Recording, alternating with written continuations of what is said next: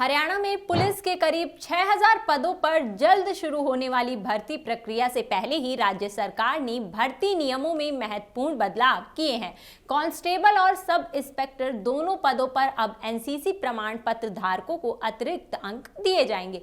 सरकार के अनुसार एनसीसी ए सर्टिफिकेट वालों को 1 अंक, बी सर्टिफिकेट वालों को 2 अंक और सी सर्टिफिकेट रखने वालों को 3 अंकों का वेटेज दिया जाएगा। सीएम नायब सिंह सैनी ने हाल ही में संकेत दिए थे कि पुलिस भर्ती जल्द ही शुरू होगी। इसी क्रम में उनकी अध्यक्षता में हुई कैबिनेट बैठक में पंजाब पुलिस नियम 1934 में संशोधन को मंजूरी दे दी गई है। ये बदलाव पंजाब पुलिस हरियाणा संशोधन नियम 2025 के रूप में अधिसूचित किए जाएंगे।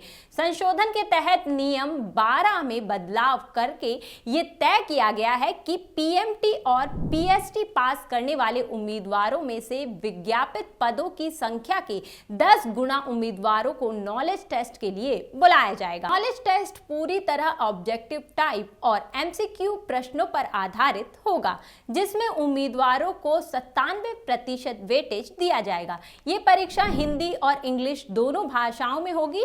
बता दें, क्वेश्चन पेपर पर सामान्य अध्ययन, विज्ञान, करंट अफेयर्स, तर्क शक्ति, गणित और कृषि, पशुपालन और संबंधित ट्रेड से जुड़े प्रश्न शामिल होंगे। प्रश्नों में कम से कम 10% हिस्सा बेसिक कंप्यूटर ज्ञान और कम से कम 20% हिस्सा हरियाणा से जुड़े विषयों पर आधारित होगा।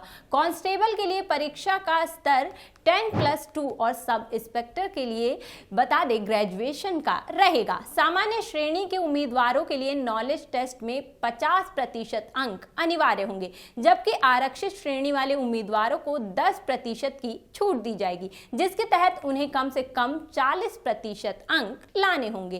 कैबिनेट बैठक में हरियाणा राज्य अभियोजन विभाग की विधिक सेवा समूह के नियम 2013 में को संशोधित किया गया है।